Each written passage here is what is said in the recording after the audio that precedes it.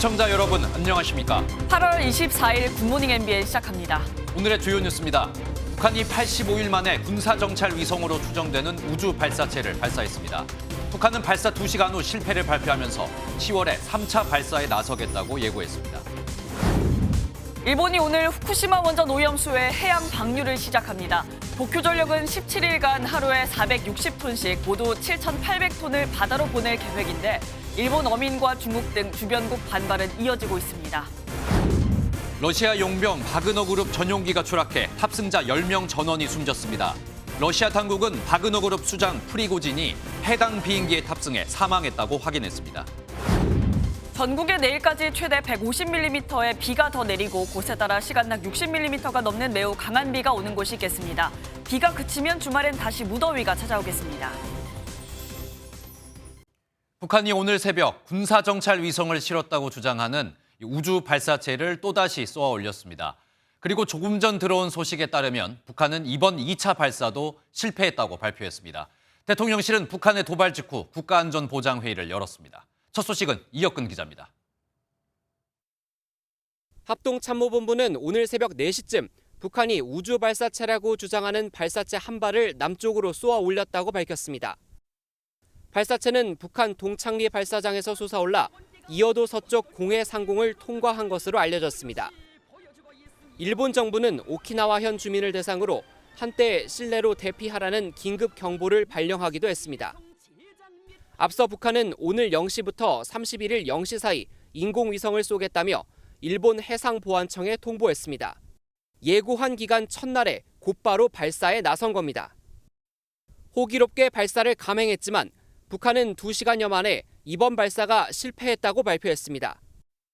북한은 3단계 비행 중 오류가 생겼다며 10월에 3차 발사에 나서겠다는 입장을 내놨습니다. 북한이 우주 발사체라고 주장하는 발사체를 쏘아 올린 건 지난 5월 31일 천리마 1형 발사에 실패한 지 85일 만입니다. 당시 천리마 1형엔 위성체 만리경 1호가 탑재돼 있었지만 엔진 이상으로 서해에 추락했습니다.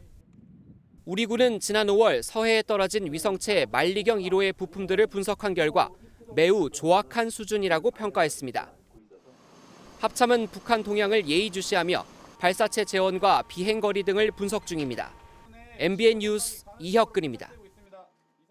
북한의 군사정찰 위성 재발사에 대해 미국은 정밀 분석에 들어갔습니다. 미국은 북한의 탄도미사일 발사가 명백한 유엔 안보리 결의 위반으로 최근 합의된 한미일 공동대응 협의도 이뤄질 것으로 보입니다. 워싱턴 연결하겠습니다. 최중락 특파원. 네, 워싱턴입니다. 네, 일단 북한의 이번 발사에 대해서 미국의 반응은 나왔습니까? 네, 기자들의 문의에 미 백악관 아직까지는 공식 반응을 보이지 않고 있습니다. 이곳 시각으로 오후 3시경 북한이 탄도미사일을 발사했다는 소식, 미국의 언론들도 속보로 전했습니다. 한반도 권역을 둔 미 태평양 사령부와 백악관 NSC는 북한의 발사 실패 주장에도 현재 정밀 분석 중인 것으로 보입니다. 북한은 지난 5월에는 위성 발사 목적에 대해 미국 감시라고 밝힌 바 있습니다. 미 국무부는 그동안 북한의 탄도미사일 발사는 위성을 포함해 그 성격과 상관없이 명백한 유엔 안보리 결의 위반이라는 점을 강조해왔습니다. 우주 발사체에 사용되는 로켓은 대륙간 탄도미사일과 기술적으로 같고 핵 개발을 진행 중인 북한이 로켓을 얼마든지 운반체로 활용할 수 있어 미국 본토에 대한 위협이라는 판단입니다. 네, 최근 한미일이 3국 정상회의를 미국에서 갖기도 했는데 이 북한의 이번 발사에 한미일 공동대응 처음 이뤄질까요? 지난주 한미일 정상회의에서는 북한의 위협에 대응하기 위한 안보 협력 강화 방안을 담은 캠프 데이비드 정신을 채택한 바 있습니다. 한미일은 지역 내에서 도발이나 위협이 일어나면 대응 방안을 서로 신속히 협의한다라고 약속했습니다. 한미일 정상회의 이후 불과 일주일 만에 발생한 북한의 위협에 대해 3국 합의 내용에 대한 작동 여부 주목이 되고 있습니다. 특히 북한이 실패를 발표했지만 각국이 아닌 한미일 공동대응 방안이 어떤 수준으로 조율될지에도 관심이 쏠립니다. 지금까지 워싱턴에서 전해드렸습니다. 한편 일본은 오늘부터 후쿠시마 원전 오염수의 방류를 시작합니다. 이 정확한 시간은 오후 1시쯤입니다. 일본은 앞으로 17일간 8,000톤 정도의 오염수를 우선 내보낼 계획입니다. 박유영 기자입니다. 일본 후쿠시마 제1원자력 발전소 운영사인 도쿄전력은 어제 방류 전 마지막 분석 작업을 진행했습니다. 오염수 1톤에 바닷물 1,200톤을 섞은 뒤 채취한 표본에서 삼중수소 농도가 1리터당 1,500베크렐 이하인지, 그러니까 잘 희석됐는지 확인하는 작업입니다. 결과는 오늘 오전에 나올 텐데 기준치 이하이면 예정대로 방류를 진행합니다. 도쿄전력은 방류를 개시하면 하루에 460톤씩 17일 동안 약 7,800톤의 오염수를 우선 내보낼 예정입니다. 이렇게 해서 올해까지 3만 1,200톤, 후쿠시마 제1원전에 저장된 134만 톤의 2.3% 정도의 오염수를 바다에 버릴 계획입니다. 오염수 안전을 놓고 국민 불안도 커지는 가운데 정부는 해류 흐름을 보면 오염수가 4년에서 5년 뒤에야 한반도에 유입된다고 설명했습니다. 후쿠시마에서 방류된 물은 우리나라로 직접 오는 것은 아닙니다. 태평양을 시계 방향으로 한 바퀴 돌아서 오는데 그 오히려 태평양 건너편에 있는 국가들이 지금 이 문제를 제기하지 않고 있고, 한편 도쿄전력은 2051년까지 오염수를 방류한 뒤 제1원전을 완전 폐로하겠다는 방침입니다. 하지만 지하수가 원자로에 유입되는 등 오염수가 지금도 생기고 있고 핵연료 잔해 반출 일정은 세우지도 못한 만큼 현실적으로 불가능한 목표라고 일본 언론은 지적했습니다. MBN 뉴스 박영입니다. 우리 정부는 일본이 오염수 방류를 시작한 직후부터 1시간마다 관련 정보를 공개하기로 했다며 국민을 안심시켰습니다. 정부의 계속된 설명에 여당은 지원 사격에 나섰지만 민주당은 일본의 오염수 방류를 이 제2의 태평양 전쟁이라며 총력 투쟁에 나서겠다고 반발했습니다. 이어서 김태희 기자입니다. 일본은 후쿠시마 오염수 방류 즉시 1시간 단위로 웹사이트에 관련 정보를 공개하기로 했습니다. 이와 관련해 우리 정부는 일본이 방류 데이터를 한국어로도 제공하기로 했다고 밝혔습니다. 이송 설비나 상류 수조, 취수구 등에 설치된 방사선 감시기 측정값, 그리고 K4 탱크에서 희석 설비로 이송되는 오염수와 해수 펌프 유량 등을 실시간으로 볼 수 있는 겁니다. 실시간 정보가 올라오려면 그 감시기가 작동이 시작되고 여기에 의미를 갖기 때문에 그 직후부터 가동이 될 걸로. 국민의힘 윤재욱 원내대표는 정부는 세밀한 검증을 거듭해 방류 계획이 기술적으로 문제가 없다고 확인했다며 정부의 입장을 지원 사격했습니다. 반면 더불어민주당 이재명 대표는 촛불 집회를 시작으로 주말 장애 투쟁을 포함해 모든 수단을 동원하겠다고 했습니다. 일본 핵 오염수 방류는 제2의 태평양 전쟁으로 기록될 것 같습니다. 일본의 오염수 테러를 강력히 규탄합니다. 정부가 실시간 모니터링과 함께 이상 상황 발생 시 신속하게 관련 내용을 공유받기로 한 가운데 오염수를 둘러싼 정치적 공방은 계속 이어질 전망입니다. MBN 뉴스 김태희입니다. 바다를 끼고 있는 지자체들도 비상입니다. 지자체마다 수산물 방사능 검사 강화 카드를 꺼내들었는데 효과는 미지수입니다. 방사능 검사 결과가 나오는데 반나절이 걸리는데 수산물은 이미 식탁 위에 있을 시간입니다. 장진철 기자의 보도입니다. 대형 방사능 정밀 검사 장비가 가동됩니다. 동해안 업한장에서 구입한 수산물을 차량으로 2-3시간 정도 떨어진 이곳 춘천 방사능 실험실로 옮겨지게 되면 본격적인 검사가 시작됩니다. 하지만 헛수고가 될 가능성이 큽니다. 검사는 수산물을 절단하고 분쇄하는 과정이 1시간 정도 걸리고 이후 1만 초, 약 3시간 동안 더 진행됩니다. 요오드와 세슘 수치가 나오고 전달되는데 또 1-2시간이 필요해 총 8시간이 걸립니다. 이미 오늘 동해안에서 잡은 수산물은 유통돼 소비자 식탁에 올라가 있을 때입니다. 수산물을 말려서 검사하는 방식도 있어 지자체에 따라 길게는 나흘이 소요됩니다. 전품종에서 한 1,200건 정도 이상으로 할 거거든요. 한 건에 2일에서 4일 정도 소요가 되는 부분이 있기 때문에. 장비도 턱없이 부족합니다. 강원도 검사 장비는 동해안이 아닌 춘천에 있는 한 대가 전부이고 국내 최대 수산물 산지인 전남도에는 4대, 서울시도 3대뿐입니다. 2대 한 대당 3억인데요. 일단 2대가 9월 중순경에 도입이 될 예정이에요. 지자체가 주민 불안감을 잠재우려고 수산물 방사능 정밀 검사 카드를 꺼내들었지만 장비 부족과 긴 검사 시간 때문에 효과는 미지수입니다. MBN 뉴스 장진철입니다. 가장 큰 피해를 보게 될 후쿠시마 주민들도 오염수 방류를 반대하고 있습니다. 일본 정부가 이해를 구하기로 해놓고 일방적으로 방류를 결정했다는 건데요. 다음 달에 방류 금지 소송도 낼 예정입니다. 계속해서 이상엽 기자입니다. 후쿠시마현에서 가장 큰 어시장인 오나하마 항수산시장입니다. 한창 붐빌 오후 시간인데도 시장은 한산합니다. 시장 상인들은 오염수 방류로 가뜩이나 줄어든 손님들의 발길이 아예 끊길까 걱정이 큽니다. 少しどころかかなりやっぱりありますよ、それは。やっぱり流したということでお魚は大丈夫なのかってやっぱ心配の声は必ずと言っても出ますから。 후쿠시마현 주민들은 일본 정부와 도쿄전력을 상대로 오염수 방류를 중단하라는 소송을 내기로 했습니다. 변호인들은 일본 정부와 도쿄전력이 2015년에 관계자의 이해 없이는 어떠한 처분도 하지 않는다고 약속하고서는 방류를 강행하는 것은 계약 위반이라고 말했습니다. 주민이 평온하게 살 권리를 침해하고 지역 경제를 파괴할 것이라고 우려했습니다. MBN 뉴스 이상엽입니다.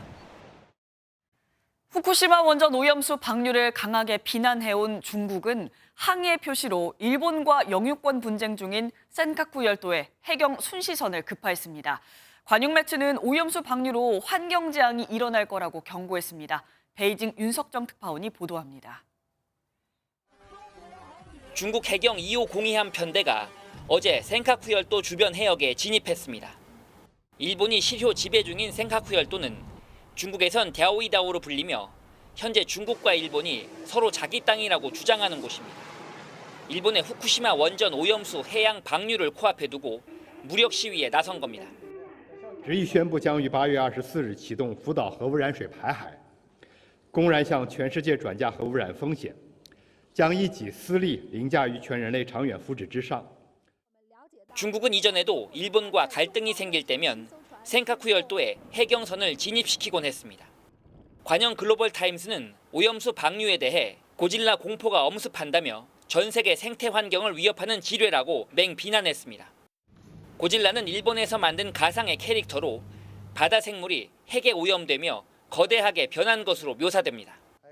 会网上搜一些，比如说哪些化妆品的批号或者品牌是在日本生产的，可能会减少购买。然后餐厅话也可能会少吃，包括旅游的话，可能就近期不会考虑去日本旅游。 일본 10개 지역에 수산물 수입 금지 조치를 내린 홍콩 정부는 시민들에게 기념품이라도 일본에서 수산물을 사오지 말라고 강조했습니다. 베이징에서 MBN 뉴스 윤석정입니다. 서울 신림동의 한 등산로에서 여성을 성폭행하고 살해한 피의자의 신상 정보를 경찰이 공개했습니다. 30살 최윤종입니다. 신상 공개와 함께 구속되며 찍은 머그샷도 공개했습니다. 신영빈 기자가 전합니다. 경찰이 유치장에 입감한 사람에게 제공하는 파란 옷을 입은 채 초췌한 모습으로 정면을 주시하는 남성. 지난 17일 대낮에 서울 신림동의 등산로에서 여성을 성폭행하고 살해한 30살 최윤종입니다. 서울경찰청 신상공개위원회는 피해의 중대성과 연이은 범죄에 따른 국민 불안 등을 고려해 최 씨의 신상을 공개한다고 밝혔습니다. 이번에 공개된 사진은 경찰청 범죄수사 규칙에 따라 피의자를 구속하면 찍는 머그샷입니다. 지난 2021년 전 여자친구의 어머니를 살해한 이석준에 이어 최윤종이 동의하면서 두 번째로 흉악범의 머그샷이 대중에 공개됐습니다.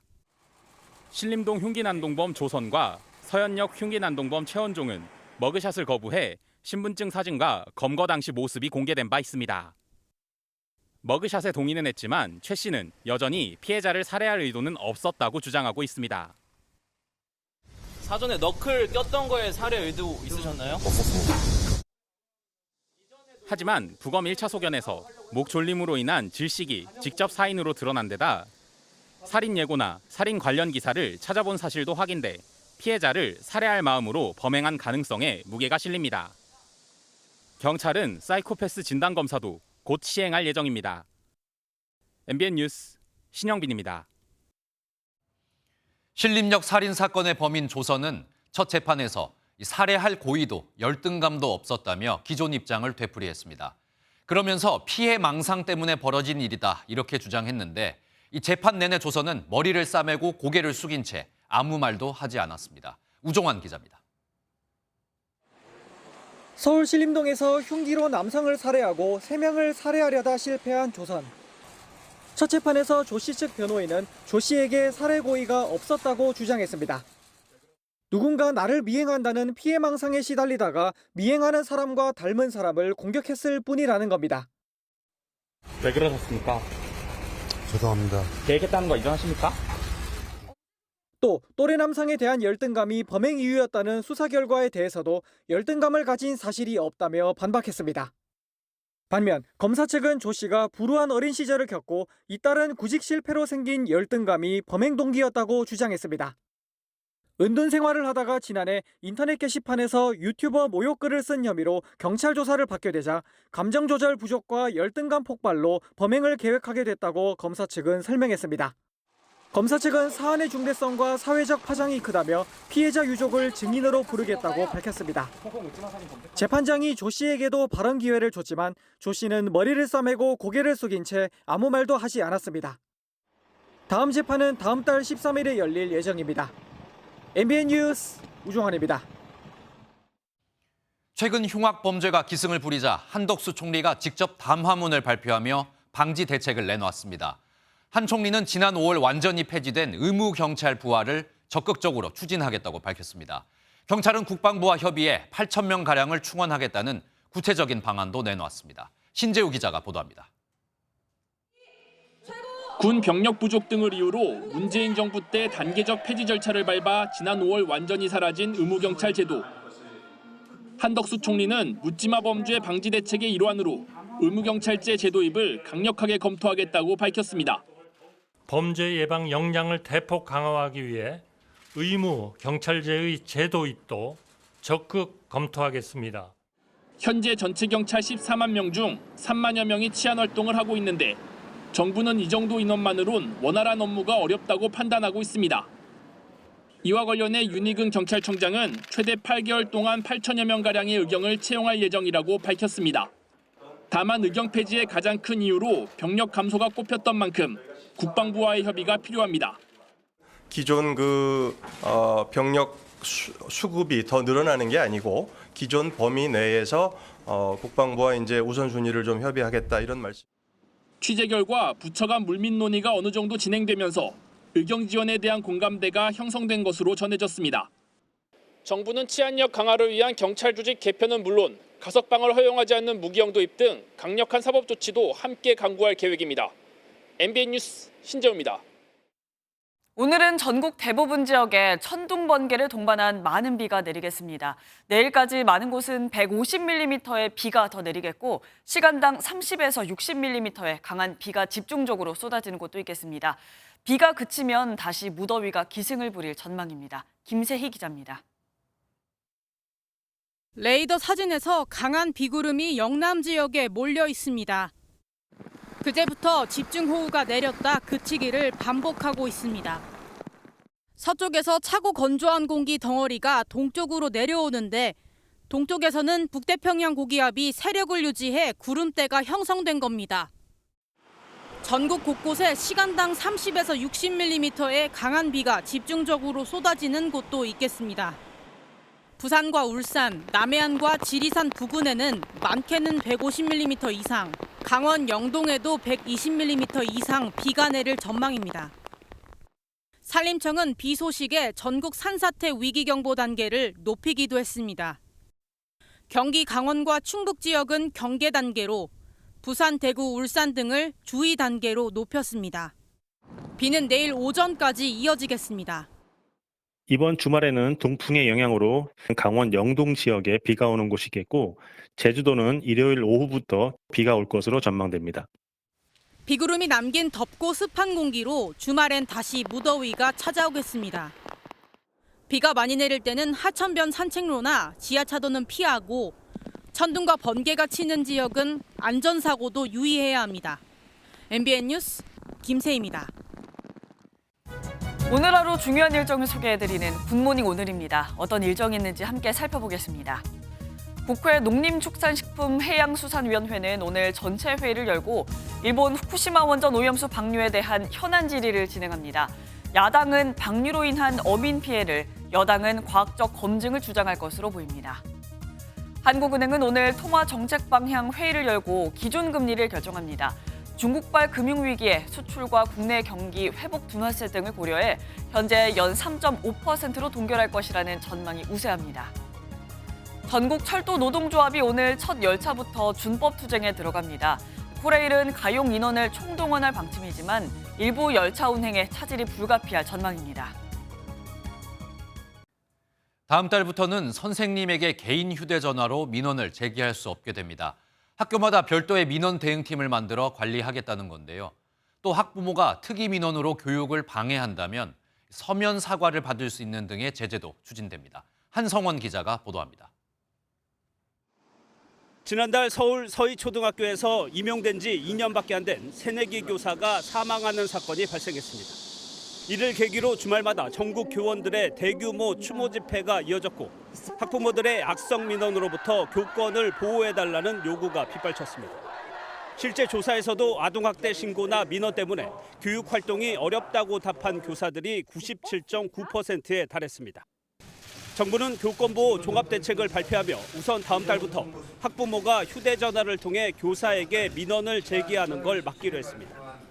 자녀가 갑작스럽게 결석하는 경우에도 학부모는 학교 민원 대응팀을 통해 전달해야 합니다. 다양한 공교육 시스템의 문제가 적나라하게 드러났습니다. 이제 더 이상 우리 교육을 병들게 하는 교권 침해를 묵과할 수 없습니다. 또 무분별한 아동학대 신고를 막기 위해 정당한 생활지도는 아동학대 범죄와 구분해 책임을 지지 않도록 할 방침입니다. 법령과 학칙에 따른 선생님들의 생활지도가 정당한 생활지도 범위가 되겠습니다. 학부모 제재 방안도 추진됩니다. 학부모가 교육활동을 침해할 경우 서면 사과와 특별교육 이수 등 조치를 신설하고 특별교육을 이수하지 않으면 300만 원 이하의 과태료를 부과할 수 있는 근거를 마련합니다. 이를 위해서는 법 개정이 필요한 만큼 교원단체들은 서희초 교사의 49제인 다음 달 4일까지 관련 법을 개정하라고 촉구했습니다. MBN 뉴스 한성원입니다. 최근 흉기 난동 사고가 이어지는 가운데 이번엔 서울의 한 대학병원에서도 신고가 접수됐습니다. 병원이 쌍꺼풀 재수술을 해주지 않겠다고 하자 환자가 흉기를 꺼내들었습니다. 보도에 윤현지 기자입니다. 서울 종로구의 서울대학교 병원입니다. 그제 오후 2시 반쯤 흉기 난동 신고가 접수됐습니다. 흉기를 꺼내든 30대 여성은 의사가 쌍꺼풀 재수술을 해주지 않는다며 죽어버리겠다, 너도 죽어봐라라고 소리치는 등 난동을 부린 것으로 알려졌습니다. 이 과정에서 여성을 제지하던 보안업체 직원이 손을 다치기도 했습니다. 자의를 하시는 걸 말리려다가 그렇게 잘못 이렇게 다치셨나 봐요, 손이. 신고를 받고 출동한 경찰은 난동을 부리던 여성을 현행범 체포했습니다. 이어지는 흉기 난동에 시민들은 불안을 호소합니다. 그것도 고민하기도 하고 만약에 제 앞에서 그런 일이 벌어졌다면 생각만 해도 너무 끔찍한데. 전문가들은 잇따르는 흉기 난동 사건의 모방 범죄가 늘어나고 있다고 분석합니다. 모방 범죄가 아니면 만약에 요즘 근래 이런 게 없었으면 서울대병원에서 그랬었을까? 내재해 있는 분노와 증오가 최고의 극단적인 폭력적으로 발현된 게 이게 우리가 얘기한 문제라는 거죠. 서울해와경찰서는 특수협박 혐의로 여성을 체포했지만 자세한 경위를 조사한 뒤 혐의 변경도 검토할 예정입니다. MBN 뉴스 윤현지입니다. 지난달 서울 강남 한복판에서 한 남성이 폭력배들에게 집단 구타를 당한 사건이 있었습니다. 주차 문제로 시비가 붙은 건데 피해 남성은 중상을 입었습니다. 경찰은 일당 8명을 모두 입건하고 수사에 나섰습니다. 이시열 기자가 단독 보도합니다. 남성 여러 명이 흰색 차량 뒤에 가려진 다른 한 남성을 둘러싸고 주먹을 휘두릅니다. 피해 남성이 간신히 차량 앞으로 기어서 나오지만 발길질은 끊이지 않습니다. 손을 들어 하지 말라는 신호를 보내봐도 재차 여러 명이 폭행에 가담합니다. 지난달 22일 서울 송파의 한 거리에서 한 남성이 여러 명에게 둘러싸여 폭행당하고 있다는 신고가 112에 접수됐습니다. 좀 때린 거죠. 걔네들까지 다 축구에 시끄러워서 나오고 다막 피고 막 남성들은 인근 식당 주차장에서 주차 문제로 시비가 붙은 것으로 전해지는데 제가 서 있는 바로 이곳에서 무차별적인 폭행이 이뤄졌습니다. 피해 남성은 이가 부러지는 등 중상을 입었습니다. 주차 시비로 주차를 했는데 그다음 이 차를 빼라 그랬나 봐요. 물가도 많이 타고. 경찰 조사 결과 이번 사건에 가담한 폭력배 8명 중 1명은 지난달 12일에도 술에 취해 다른 사람을 폭행한 것으로 확인됐습니다. 서울 송파경찰서는 공동폭행 혐의로 8명을 입건해 그중 3명에 대해 사전 구속영장을 신청하고 신병이 확보되지 않은 1명에 대해서는 현재 추적 중입니다. MBN 뉴스 이시열입니다. 쌍방울 그룹의 대북 송금 의혹을 수사 중인 검찰이 이재명 더불어민주당 대표에게 다음 주 소환을 통보했습니다. 이재명 대표 측은 이 당무로 다음 주 시간을 낼 수 없다며 오늘 오전 출석해서 조사를 받겠다고 했습니다.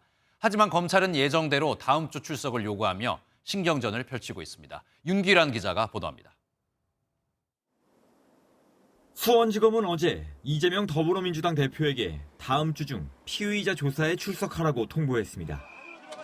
검찰이 최근 쌍방울 그룹의 대북 송금 의혹과 관련해 이 대표를 참고인 신분에서 제3자 뇌물 혐의 피의자로 전환한 것으로 알려진 지 하루 만입니다.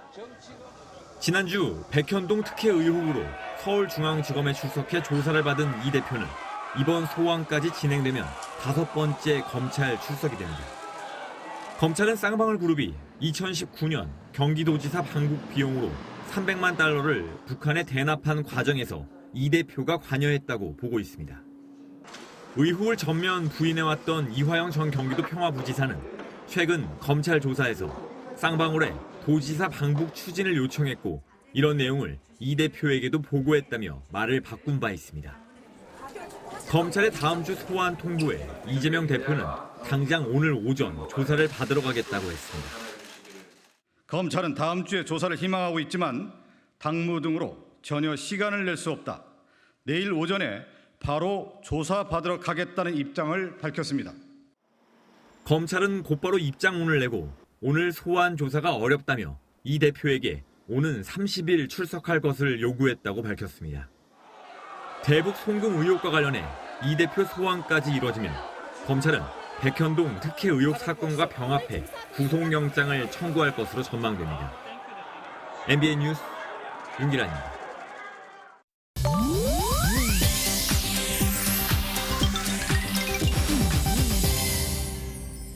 인터넷에서 화제가 되고 있는 소식들을 모아 전해드리는 인터넷 와글와글입니다. 가수 서태지 씨의 공연을 극장에서 만나볼 수 있습니다. 다가오는 9월 6일 서태지 씨의 공연 실황 서태지 25주년 라이브 타임 트래블러가 CGV 전국 40개 극장에서 단독으로 개봉하는 건데요. 공연은 2017년 9월 서울 잠실 종합운동장 올림픽 주경기장에서 열린 서태지 데뷔 25주년 기념 콘서트로 서태지가 가장 최근에 선보인 공연입니다.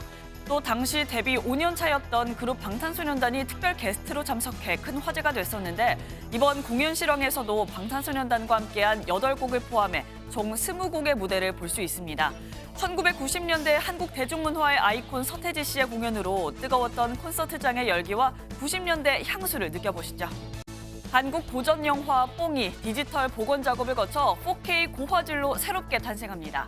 한국영상자료원은 어제 이두용 감독의 1985년 작품 영화 뽕을 이달 28일 한국고전영화 채널을 통해 공개한다고 밝혔는데요. HD 화질을 넘어 4K 화질의 고전영화를 내놓은 건 이번이 처음입니다.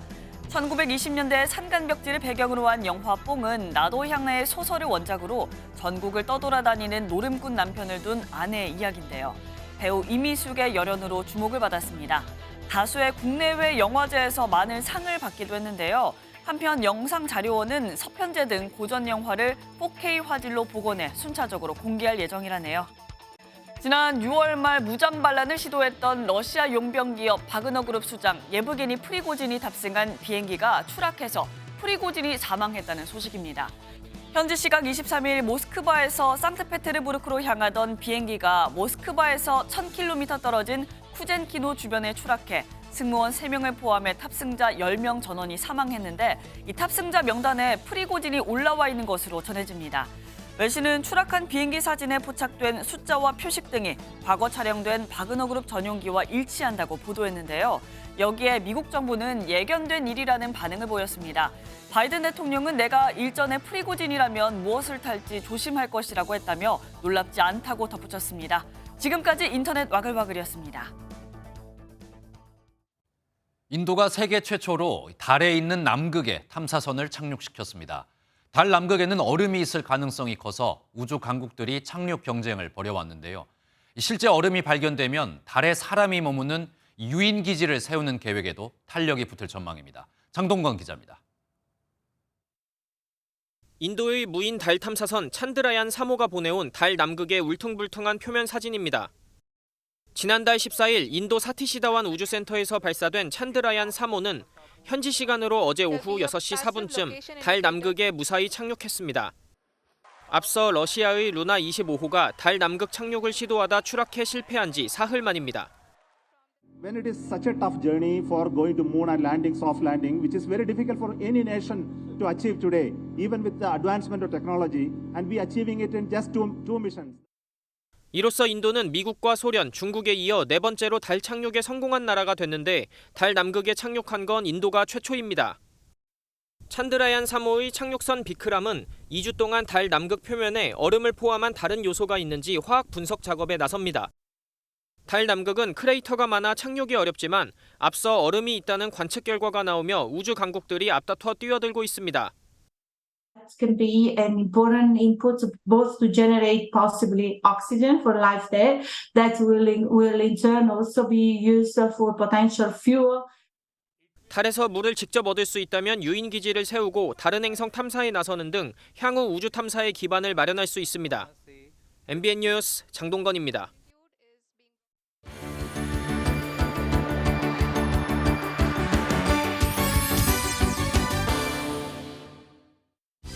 굿모닝 월드입니다.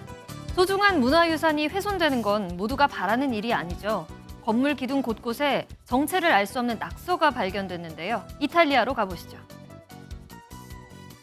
뜻을 알 수 없는 알파벳과 숫자들이 기둥을 따라 쓰여 있습니다. 이곳은 이탈리아 피렌체의 바사리 회랑인데요. 한밤중 누군가가 회랑 기둥에 검은색 스프레이로 정체불명의 낙서를 해놨습니다.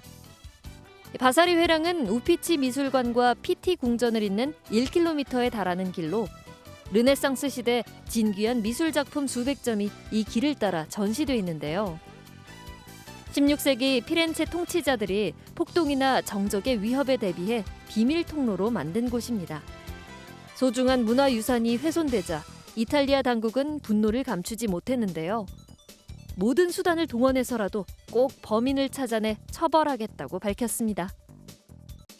미국 뉴욕에선 독특한 재료로 조각상을 만들어 눈길을 끌었는데요. 온통 노란색이었습니다. 박람회에 전시된 이것 무엇일까요? 영상 함께 보시죠. 세밀하게 다듬어진 건물과 사람, 동물 조각의 모습이 보입니다. 조각의 재료는 놀랍게도 버터인데요. 미국 뉴욕에서 버터로 만든 조각상이 박람회에 전시됐습니다. 전체 조각을 만드는 데는 800파운드가 들었는데요. 이를 만든 조각가는 20년 넘게 이 같은 작품을 만들어 왔습니다. 조각에 쓰이는 버터는 먹을 수 있는 건 아니고요. 다만 그대로 버려지진 않고 뉴욕 서부의 농장으로 옮겨져 재활용될 거라고 하네요. 재료의 독특함이 박람회에 발걸음한 이들을 즐겁게 해줬을 것 같네요. 영국에선 복싱 대회 심판이 좀 독특했다고 합니다. 사람이 아닌 AI가 심판을 했다는데요. 그 모습을 화면으로 만나보시죠. 영국 런던에서 열린 복싱 게임입니다. 선수들의 움직임이 다양하게 포착되는데요. 한 기업이 AI로 심판 시스템을 구현했습니다. 주먹을 뻗는 횟수부터 주먹이 상대에게 명중하는 것, 또 그 강도까지도 측정이 가능하다는데요. 해당 시스템은 12경기 중 10경기를 심사위원과 동일한 판정을 내렸습니다. AI가 심판 역할을 하면서 실시간으로 통계를 제공하고 시청자로 하여금 복싱 게임을 입체적으로 즐길 수 있게 한다는 취지로 이를 만든 거라고 하는데요. 물론 아직은 시범 단계이긴 하지만요. 그 취지가 잘 실현될 수 있게 더욱더 발전한 모습으로 다음번에도 만날 수 있었으면 좋겠네요. 지금까지 굿모닝 월드였습니다. 정부가 오는 31일부터 코로나19 감염병 등급을 4등급으로 내립니다. 이렇게 되면 5천 원만 내면 받을 수 있었던 신속 항원 검사 비용이 최대 5만 원까지 늘어납니다. 하지만 최근 변이 바이러스가 다양해지고 있는 만큼 재유행에 대비해야 한다는 지적도 나오고 있습니다. 최희지 기자입니다.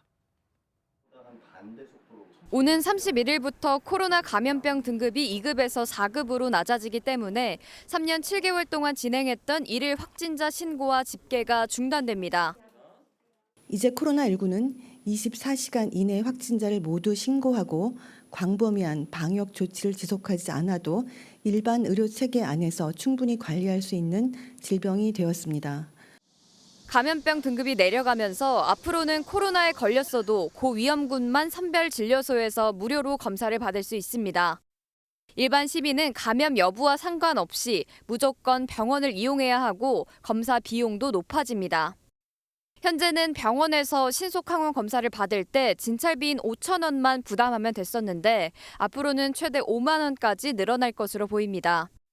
PCR 검사를 받으려면 10만 원까지 낼 수 있습니다. 이제 코로나를 독감처럼 관리하겠다는 것이지만 재유행에 대비해 시설과 인력을 확대해야 한다는 지적도 나오고 있습니다. 팬데믹이 또 올 것이냐? 전 당연히 올 것이라고 봅니다. 준비를 더 잘 하고 싶습니다. 그렇게 하려면 시설과 인력 면에서 지금보다는 더 잘 준비를 해야 됩니다. 김남중 위원장은 특히 감염병 전문병원 확충을 서두르고 전염병 확산을 막기 위해 병실을 2인실 아래로 낮춰야 한다고 강조했습니다. MBN 뉴스 최희지입니다. 뒤늦게 드러난 LH 퇴직자들의 전관 취업은 사회적으로 큰 논란을 일으켰습니다. 하지만 사실 다른 공기업이나 공공기관에도 이런 이권 카르텔은 많이 있습니다. 특히 금융권의 검찰로 불리는 금융감독원 퇴직자들은 모셔가려는 곳이 많아 몸값이 높습니다. 올해 상반기 퇴직한 금감원 직원들이 가장 많이 간 곳은 국내 최대 로펌 김앤장이었고 이 감독해야 하는 금융기관에도 22명이나 재취업했습니다. 박은채 기자가 보도합니다. 올해 상반기 금융감독원에서 재취업에 성공한 퇴직자는 22명으로 10년 전 한 해 동안 2명이 퇴직한 것보다 10배가량 급증했습니다. 2013년부터 올해 6월까지 금감원 퇴직자들을 살펴보니 793명 중 207명이 재취업을 시도해 190명이 로펌과 금융회사에 자리 잡았습니다. 특히 대형 로펌의 공격적 인재 영입이 가장 눈에 띄었습니다. 3년 동안 11명을 데려간 김앤장 법률사무소에 이어 8명을 영입한 법무법인 광장이 가장 유력한 취업처였습니다. 금감원에서 하는 각종 허가나 이런 부분, 이런 부분에 있어서 좀 그런 역할을 기대하는 거 아닌가. 거기도 압수수색 비슷하게 이제 현장 조사 나가기도 하고, 그런 부분 대응을 하기도 하고요. 공직자윤리법에 따르면 4급 이상인 금감원 직원은 퇴직일로부터 3년간 원칙적으로는 금융회사에 재취업할 수 없지만 퇴직 전 5년간 담당한 업무와 취업하려는 기관에서 맡는 업무 간 관련성이 없는 등 사유가 인정되면 가능합니다. 그런데 올해 재취업한 22명은 은행, 금융지주, 보험사 등 모두 금감원의 감독 대상 기관으로 재취업했습니다. 공직에 있을 때는 재취업하고자 하는 그 기관에 가기 위해서 유리한 제도를 만들어준다든지 또 재취업했을 때는 여러 가지 로비 창구 역할. 빠르게 늘어나는 전관 취업에 공직자 재취업 심사 과정이 더 투명하게 공개되어야 한다는 인식이 확산하고 있습니다. MBN 뉴스 박은치입니다. 당정이 내년도 예산안에 인천발 KTX 건설과 수도권 광역 급행철도 GTX-A 노선 조기 개통 등을 반영하기로 했습니다. 지역별 사회 간접 자본 사업을 조기 집행하겠다는 건데 내년 총선을 앞두고 경제 전반에 활력을 불어넣겠다는 포석으로 풀이됩니다. 안병수 기자입니다. 수인선 송도역과 경부 고속선을 연결하는 인천발 KTX 건설 사업. 3km 남짓한 구간을 연결하는 사업으로 완성되면 송도역에서 부산까지는 2시간 20분이 걸릴 전망입니다. 당정이 내년도 예산안에 지역 인프라 예산을 대거 편성하기로 하면서 사회 간접 자본 사업들의 속도가 붙을 것으로 관측됩니다. 향후에도 지역 균형 발전을 위해 지자체와 협의하여 국회 심사 과정에서도 적극 반영될 수 있도록 지역별로 인천시는 인천발 KTX, 경기도는 수도권 광역 급행철도 노선 개통 예산이 반영됩니다. 영남에선 가덕도 신공항 건설, 호남에선 아시아 물력사 테마체험관 조성 사업, 충청에선 서산공항 건설 등입니다. 당정은 건전재정 기조를 유지하면서도 민생 예산을 대폭 늘리기로 했습니다. 내년도 예산안은 허리띠를 바짝 졸라매어 지출 증가율을 낮은 수준으로 유지하면서도 진정한 약자를 두텁게 지원하고 가정의 아이돌봄 부담을 줄이기 위한 예산도 보강됩니다. 부모 급여 지원금은 0세 아동의 경우 70만 원에서 100만 원으로, 1세 아동의 경우 35만 원에서 50만 원으로 늘어납니다. 정부는 다음 주 국무회의를 거쳐 다음 달 1일 예산 최종안을 국회에 제출할 예정입니다. MBN 뉴스 안병수입니다.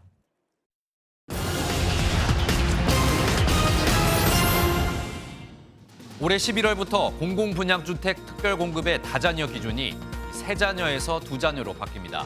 자녀가 둘 있으면 이제 다자녀 특공 청약을 넣을 수 있게 된 건데 이 3자녀 이상 가구가 불리해지는 것을 막기 위해 배점 차이를 10점으로 조율했습니다.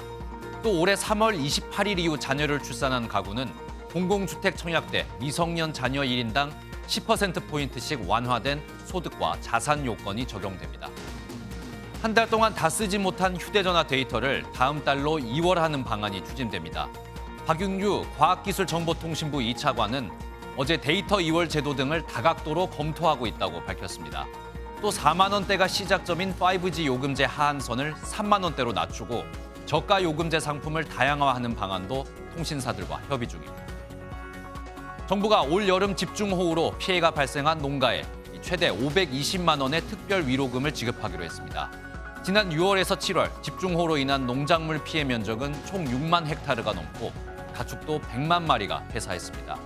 특별 위로금은 작물이나 가축 피해 규모, 이 영농 형태별로 차등을 두지만 기존 지원금과 비교해 이 3배가량 인상된 수준으로 지원됩니다. 지금까지 굿모닝 경제였습니다. 전세 사기 피해로 전 재산을 날린 세입자들, 사회 문제로 번지면서 전세 사기로만 5명의 사망자가 발생했습니다. 상습적으로 임차인에게 돈을 돌려주지 않은 악성 임대인들은 지금까지 310명, 전세금은 1조 3천억 원에 달하는 것으로 나타났는데요. 정부는 악성 임대인의 명단을 올해가 가기 전에 공개할 예정입니다. 최윤영 기자입니다. 서울 화곡동에 1,000채가 넘는 빌라를 갖고 전세금을 돌려주지 않은 빌라왕. 인천 미추홀구에서 2,000채 넘는 오피스텔 등의 전세금을 안 돌려준 건축왕. 임대인이 체납한 수십억 세금의 임차인들은 전세금도 못 돌려받고 거리로 내몰렸습니다.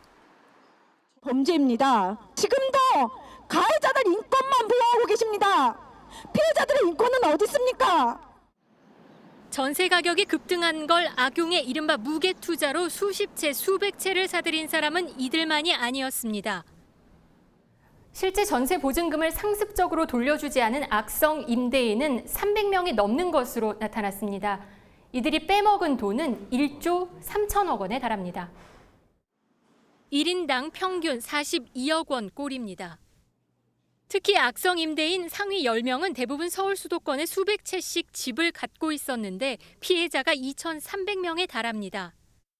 법이 개정되면 다음 달부터 악성 임대인 명단 공개가 가능해지는데 심의위 최종 결정을 거치면 연말쯤 이루어질 것으로 예상됩니다. 실효성 있는 명단 공개를 통해 전세 사기를 예방하는 데 도움이 될 수 있도록 국회에서도 최선을 다하겠습니다. 주택도시보증공사가 악성 임대인 상위 10명을 대신에 갚아준 돈만도 5천억 원에 달해 혈세 낭비도 적지 않다는 지적입니다. MBN 뉴스 최윤영입니다.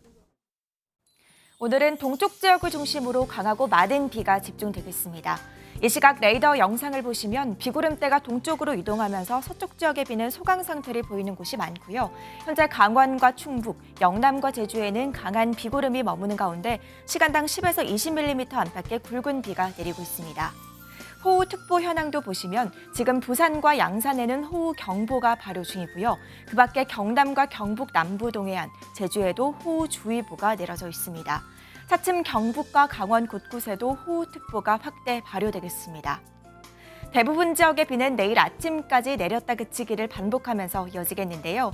그 사이 예상 강수량은 영남 지역에 50에서 많게는 200mm 이상, 강원 영동 북부와 전남 동부에도 최고 120mm 이상의 비가 내리겠고요. 특히 동쪽 지역을 중심으로는 시간당 30에서 70mm 이상으로 매우 강하게 쏟아질 때가 있어 안전사고에 주의하셔야겠습니다.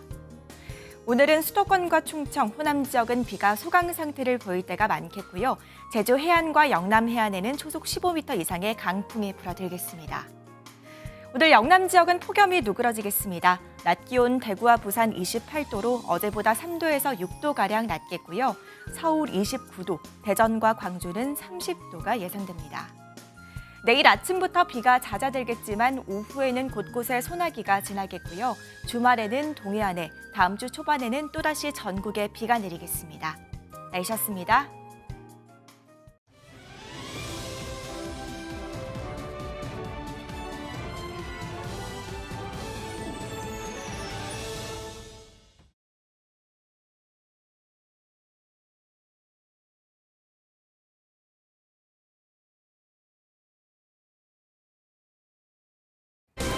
시청자 여러분 안녕하십니까? 8월 24일 굿모닝 MBN 시작합니다.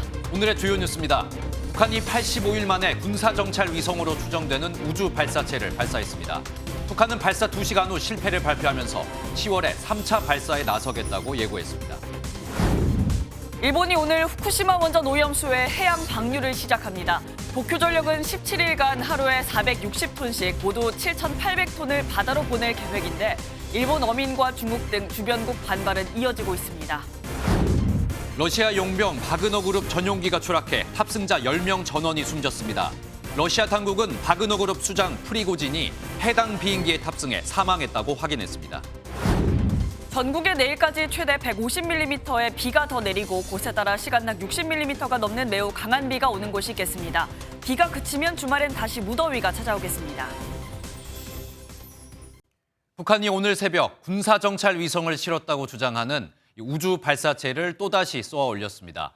그리고 조금 전 들어온 소식에 따르면 북한은 이번 2차 발사도 실패했다고 발표했습니다. 대통령실은 북한의 도발 직후 국가안전보장회의를 열었습니다. 첫 소식은 이혁근 기자입니다. 합동참모본부는 오늘 새벽 4시쯤 북한이 우주 발사체라고 주장하는 발사체 한 발을 남쪽으로 쏘아 올렸다고 밝혔습니다. 발사체는 북한 동창리 발사장에서 솟아올라 이어도 서쪽 공해 상공을 통과한 것으로 알려졌습니다. 일본 정부는 오키나와현 주민을 대상으로 한때 실내로 대피하라는 긴급 경보를 발령하기도 했습니다. 앞서 북한은 오늘 0시부터 31일 0시 사이 인공위성을 쏘겠다며 일본 해상보안청에 통보했습니다. 예고한 기간 첫날에 곧바로 발사에 나선 겁니다. 호기롭게 발사를 감행했지만 북한은 2시간여 만에 이번 발사가 실패했다고 발표했습니다. 북한은 3단계 비행 중 오류가 생겼다며 10월에 3차 발사에 나서겠다는 입장을 내놨습니다. 북한이 우주 발사체라고 주장하는 발사체를 쏘아 올린 건 지난 5월 31일 천리마 1형 발사에 실패한 지 85일 만입니다. 당시 천리마 1형엔 위성체 만리경 1호가 탑재돼 있었지만 엔진 이상으로 서해에 추락했습니다. 우리 군은 지난 5월 서해에 떨어진 위성체 만리경 1호의 부품들을 분석한 결과 매우 조악한 수준이라고 평가했습니다. 합참은 북한 동향을 예의주시하며 발사체 재원과 비행거리 등을 분석 중입니다. MBN 뉴스 이혁근입니다. 북한의 군사정찰 위성 재발사에 대해 미국은 정밀 분석에 들어갔습니다. 미국은 북한의 탄도미사일 발사가 명백한 유엔 안보리 결의 위반으로 최근 합의된 한미일 공동 대응 협의도 이뤄질 것으로 보입니다. 워싱턴 연결하겠습니다. 최중락 특파원. 네, 워싱턴입니다. 네, 일단 북한의 이번 발사에 대해서 미국의 반응은 나왔습니까? 네, 기자들의 문의에 미 백악관 아직까지는 공식 반응을 보이지 않고 있습니다. 이곳 시각으로 오후 3시경 북한이 탄도미사일을 발사했다는 소식, 미국의 언론들도 속보로 전했습니다. 한반도 권역을 둔 미 태평양 사령부와 백악관 NSC는 북한의 발사 실패 주장에도 현재 정밀 분석 중인 것으로 보입니다. 북한은 지난 5월에는 위성 발사 목적에 대해 미국 감시라고 밝힌 바 있습니다. 미 국무부는 그동안 북한의 탄도미사일 발사는 위성을 포함해 그 성격과 상관없이 명백한 유엔 안보리 결의 위반이라는 점을 강조해왔습니다. 우주 발사체에 사용되는 로켓은 대륙간 탄도미사일과 기술적으로 같고 핵 개발을 진행 중인 북한이 로켓을 얼마든지 운반체로 활용할 수 있어 미국 본토에 대한 위협이라는 판단입니다. 네, 최근 한미일이 3국 정상회의를 미국에서 갖기도 했는데 이 북한의 이번 발사에 한미일 공동 대응 처음 이뤄질까요? 지난주 한미일 정상회의에서는 북한의 위협에 대응하기 위한 안보 협력 강화 방안을 담은 캠프 데이비드 정신을 채택한 바 있습니다. 한미일은 지역 내에서 도발이나 위협이 일어나면 대응 방안을 서로 신속히 협의한다라고 약속했습니다. 한미일 정상회의 이후 불과 일주일 만에 발생한 북한의 위협에 대해 3국 합의 내용에 대한 작동 여부 주목이 되고 있습니다. 특히 북한이 실패를 발표했지만 각국이 아닌 한미일 공동대응 방안이 어떤 수준으로 조율될지에도 관심이 쏠립니다. 지금까지 워싱턴에서 전해드렸습니다. 한편 일본은 오늘부터 후쿠시마 원전 오염수의 방류를 시작합니다. 이 정확한 시간은 오후 1시쯤입니다. 일본은 앞으로 17일간 8,000톤 정도의 오염수를 우선 내보낼 계획입니다. 박유영 기자입니다. 일본 후쿠시마 제1원자력 발전소 운영사인 도쿄전력은 어제 방류 전 마지막 분석 작업을 진행했습니다. 오염수 1톤에 바닷물 1,200톤을 섞은 뒤 채취한 표본에서 삼중수소 농도가 1리터당 1,500베크렐 이하인지, 그러니까 잘 희석됐는지 확인하는 작업입니다.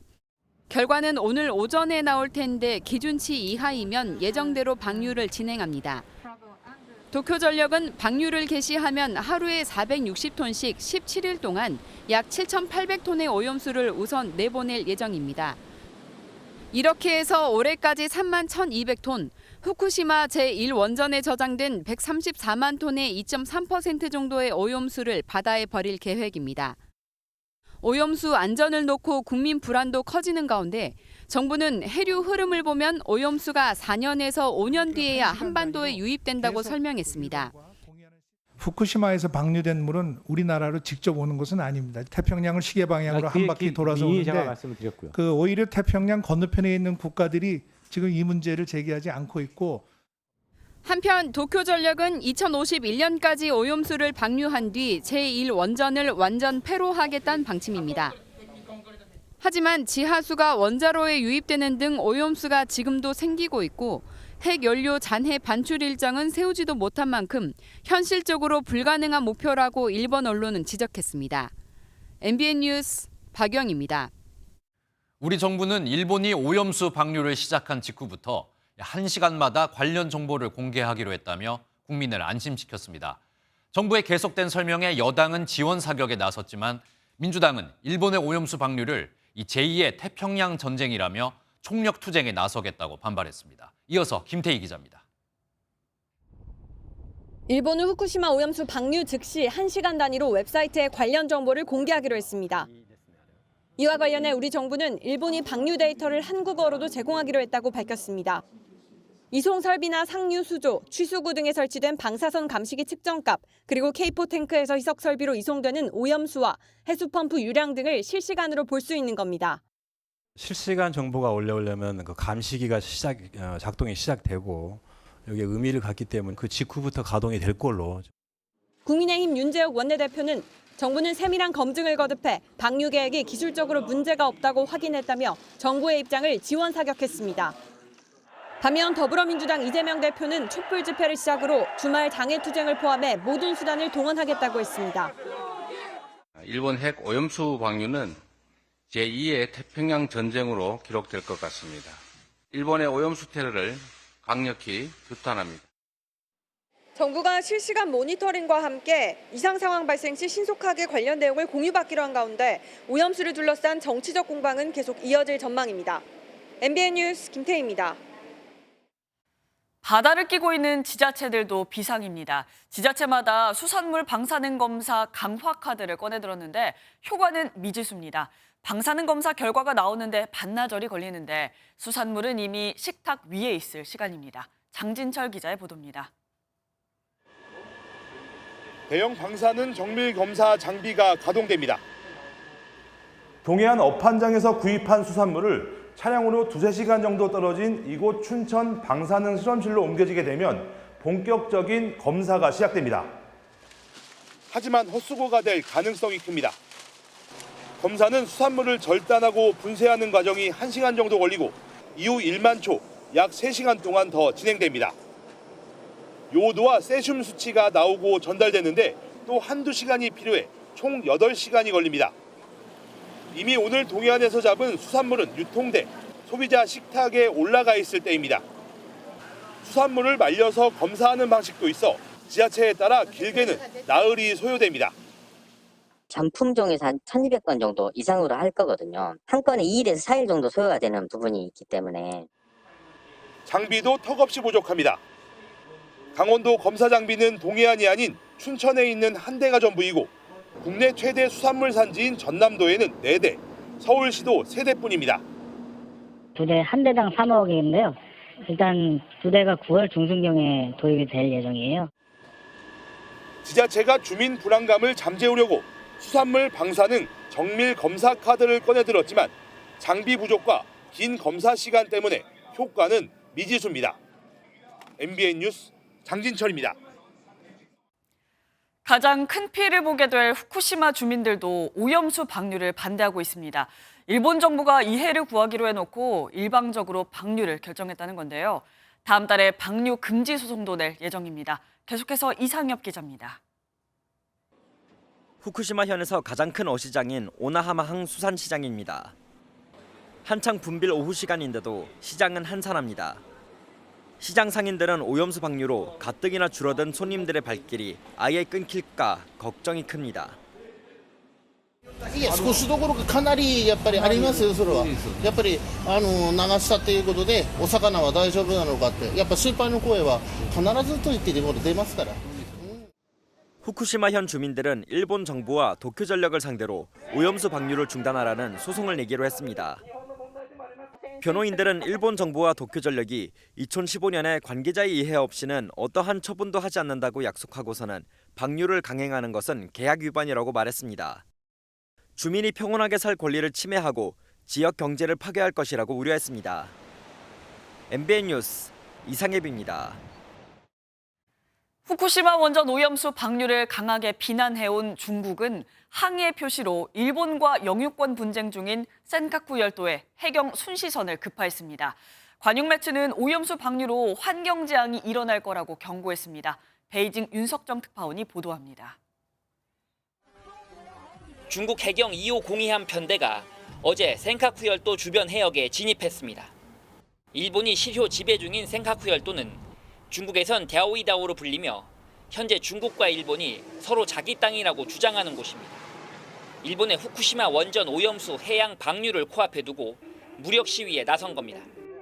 执意宣布将于8月24日启动福岛核污染水排海，公然向全世界转嫁核污染风险，将一己私利凌驾于全人类长远福祉之上。 중국은 이전에도 일본과 갈등이 생길 때면 센카쿠 열도에 해경선을 진입시키곤 했습니다. 관영 글로벌 타임스는 오염수 방류에 대해 고질라 공포가 엄습한다며 전 세계 생태 환경을 위협하는 지뢰라고 맹비난했습니다. 고질라는 일본에서 만든 가상의 캐릭터로 바다 생물이 핵에 오염되며 거대하게 변한 것으로 묘사됩니다. 会网上搜一些，比如说哪些化妆品的批号或者品牌是在日本生产的，可能会减少购买。然后餐厅话也可能会少吃，包括旅游的话，可能就近期不会考虑去日本旅游。 일본 10개 지역의 수산물 수입 금지 조치를 내린 홍콩 정부는 시민들에게 기념품이라도 일본에서 수산물을 사오지 말라고 강조했습니다. 베이징에서 MBN 뉴스 윤석정입니다. 서울 신림동의 한 등산로에서 여성을 성폭행하고 살해한 피의자의 신상 정보를 경찰이 공개했습니다. 30살 최윤종입니다. 신상 공개와 함께 구속되며 찍은 머그샷도 공개했습니다. 신영빈 기자가 전합니다. 경찰이 유치장에 입감한 사람에게 제공하는 파란 옷을 입은 채 초췌한 모습으로 정면을 주시하는 남성. 지난 17일 대낮에 서울 신림동의 등산로에서 여성을 성폭행하고 살해한 30살 최윤종입니다. 서울경찰청 신상공개위원회는 피해의 중대성과 연이은 범죄에 따른 국민 불안 등을 고려해 최 씨의 신상을 공개한다고 밝혔습니다. 이번에 공개된 사진은 경찰청 범죄수사 규칙에 따라 피의자를 구속하면 찍는 머그샷입니다. 지난 2021년 전 여자친구의 어머니를 살해한 이석준에 이어 최윤종이 동의하면서 두 번째로 흉악범의 머그샷이 대중에 공개됐습니다. 신림동 흉기난동범 조선과 서현역 흉기난동범 최원종은 머그샷을 거부해 신분증 사진과 검거 당시 모습이 공개된 바 있습니다. 머그샷에 동의는 했지만 최 씨는 여전히 피해자를 살해할 의도는 없었다고 주장하고 있습니다. 사전에 너클 꼈던 거에 살해 의도 있으셨나요? 없었습니다. 하지만 부검 1차 소견에서 목 졸림으로 인한 질식이 직접 사인으로 드러난 데다 살인 예고나 살인 관련 기사를 찾아본 사실도 확인돼 피해자를 살해할 마음으로 범행한 가능성에 무게가 실립니다. 경찰은 사이코패스 진단검사도 곧 시행할 예정입니다. MBN 뉴스 신영빈입니다. 신림역 살인 사건의 범인 조선은 첫 재판에서 살해할 고의도 열등감도 없었다며 기존 입장을 되풀이했습니다. 그러면서 피해 망상 때문에 벌어진 일이다 이렇게 주장했는데 이 재판 내내 조선은 머리를 싸매고 고개를 숙인 채 아무 말도 하지 않았습니다. 우종환 기자입니다. 서울 신림동에서 흉기로 남성을 살해하고 3명을 살해하려다 실패한 조선. 첫 재판에서 조 씨 측 변호인은 조 씨에게 살해 고의가 없었다고 주장했습니다. 누군가 나를 미행한다는 피해망상에 시달리다가 미행하는 사람과 닮은 사람을 공격했을 뿐이라는 겁니다. 왜 그러셨습니까? 죄송합니다. 계획했다는 거 인정하십니까? 또 또래 남성에 대한 열등감이 범행 이유였다는 수사 결과에 대해서도 열등감을 가진 사실이 없다며 반박했습니다. 반면 검사 측은 조 씨가 불우한 어린 시절을 겪고 잇따른 구직 실패로 생긴 열등감이 범행 동기였다고 주장했습니다. 은둔 생활을 하다가 지난해 인터넷 게시판에서 유튜버 모욕글을 쓴 혐의로 경찰 조사를 받게 되자 감정 조절 부족과 열등감 폭발로 범행을 계획하게 됐다고 검사 측은 설명했습니다. 검사 측은 사안의 중대성과 사회적 파장이 크다며 피해자 유족을 증인으로 부르겠다고 밝혔습니다. 재판장이 조 씨에게도 발언 기회를 줬지만 조 씨는 머리를 싸매고 고개를 숙인 채 아무 말도 하지 않았습니다. 다음 재판은 다음 달 13일에 열릴 예정입니다. MBN 뉴스 우종환입니다. 최근 흉악 범죄가 기승을 부리자 한덕수 총리가 직접 담화문을 발표하며 방지 대책을 내놓았습니다. 한 총리는 지난 5월 완전히 폐지된 의무 경찰 부활을 적극적으로 추진하겠다고 밝혔습니다. 경찰은 국방부와 협의해 8,000명가량을 충원하겠다는 구체적인 방안도 내놓았습니다. 신재우 기자가 보도합니다.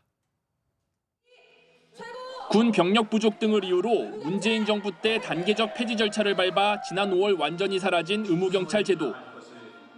한덕수 총리는 묻지마 범죄 방지 대책의 일환으로 의무경찰제 제도입을 강력하게 검토하겠다고 밝혔습니다. 범죄 예방 역량을 대폭 강화하기 위해 의무 경찰제의 제도입도 적극 검토하겠습니다. 현재 전체 경찰 14만 명 중 3만여 명이 치안 활동을 하고 있는데 정부는 이 정도 인원만으론 원활한 업무가 어렵다고 판단하고 있습니다. 이와 관련해 윤희근 경찰청장은 최대 8개월 동안 8천여 명가량의 의경을 채용할 예정이라고 밝혔습니다. 다만 의경 폐지의 가장 큰 이유로 병력 감소가 꼽혔던 만큼 국방부와의 협의가 필요합니다. 기존 병력 수급이 더 늘어나는 게 아니고 기존 범위 내에서 국방부와 이제 우선순위를 좀 협의하겠다 이런 말씀. 취재 결과 부처 간 물밑 논의가 어느 정도 진행되면서 의경 지원에 대한 공감대가 형성된 것으로 전해졌습니다. 정부는 치안력 강화를 위한 경찰 조직 개편은 물론 가석방을 허용하지 않는 무기형 도입 등 강력한 사법 조치도 함께 강구할 계획입니다. MBN 뉴스 신재우입니다. 오늘은 전국 대부분 지역에 천둥, 번개를 동반한 많은 비가 내리겠습니다. 내일까지 많은 곳은 150mm의 비가 더 내리겠고 시간당 30에서 60mm의 강한 비가 집중적으로 쏟아지는 곳도 있겠습니다. 비가 그치면 다시 무더위가 기승을 부릴 전망입니다. 김세희 기자입니다. 레이더 사진에서 강한 비구름이 영남 지역에 몰려 있습니다. 그제부터 집중호우가 내렸다 그치기를 반복하고 있습니다. 서쪽에서 차고 건조한 공기 덩어리가 동쪽으로 내려오는데 동쪽에서는 북태평양 고기압이 세력을 유지해 구름대가 형성된 겁니다. 전국 곳곳에 시간당 30에서 60mm의 강한 비가 집중적으로 쏟아지는 곳도 있겠습니다. 부산과 울산, 남해안과 지리산 부근에는 많게는 150mm 이상, 강원 영동에도 120mm 이상 비가 내릴 전망입니다. 산림청은 비 소식에 전국 산사태 위기경보 단계를 높이기도 했습니다. 경기 강원과 충북 지역은 경계 단계로, 부산, 대구, 울산 등을 주의 단계로 높였습니다. 비는 내일 오전까지 이어지겠습니다. 이번 주말에는 동풍의 영향으로 강원 영동 지역에 비가 오는 곳이겠고 제주도는 일요일 오후부터 비가 올 것으로 전망됩니다.